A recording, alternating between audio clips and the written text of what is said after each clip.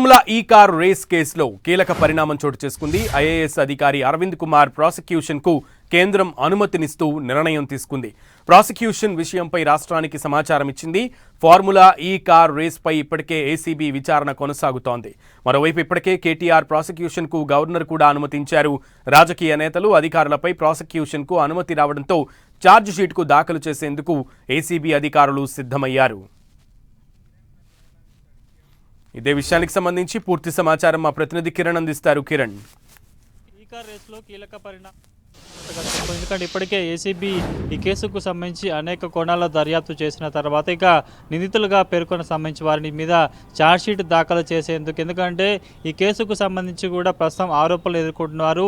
అభియోగాలు ఉన్నవారంతా కూడా గౌరవప్రదమైన చట్టబద్ధ సంబంధించిన పదవుల్లో ఉన్నారు కాబట్టి వారిని ప్రాసిక్యూట్ చేయాలంటే కూడా ఆ సంబంధించిన వారి ఉన్నతాధికారులకు సంబంధించిన అనుమతి తీసుకోవాల్సిన అందులో భాగంగా ఈ కేసుకు సంబంధించి ఇప్పటికే మాజీ మంత్రి కేటీఆర్కి సంబంధించి కూడా ప్రాసిక్యూట్ చేసేందుకు గవర్నర్ అనుమతి ఇచ్చారు గత ఏడాది నవంబర్ 20. ఎందుకంటే ఈ కేసుకు సంబంధించి అప్పుడు ఆయన హెచ్ఎండిఏ సంబంధించిన వ్యవహారాలు చూసే అధికారిగా ఉన్నారు కాబట్టి అరవింద్ కుమార్ను కూడా ప్రాసిక్యూట్ చేసేందుకు కేంద్ర ప్రభుత్వం సంబంధించిన డిపోటీని ఇటు ఏసీపీ తెలంగాణ ఏసీపీ కూడా అనుమతి కోరుతూ లేఖ రాసింది. అందుకు సంబంధించి కొంత అప్పట్లో జాప్యమైంది, కానీ ఆ తర్వాత మరికొద్ది రోజుల్లో కూడా వచ్చే అవకాశం ఉన్నట్టుగా చెప్పిన నేపథ్యంలో తాజాగా ఇటు అరవింద్ కుమార్ను కూడా అటు ఛార్జ్షీట్లో ఆయన పేరును పొందుపరిచేందుకు అనుమతి ఇచ్చిన నేపథ్యంలో కూడా చాలా వేగవంతంగా ఏసీబీ ఈ కేసుకు సంబంధించి కూడా ఛార్జ్షీట్ దాఖలు చేసేందుకు సన్నద్ధమవుతున్నట్టుగా చెప్పుకొస్తుంది.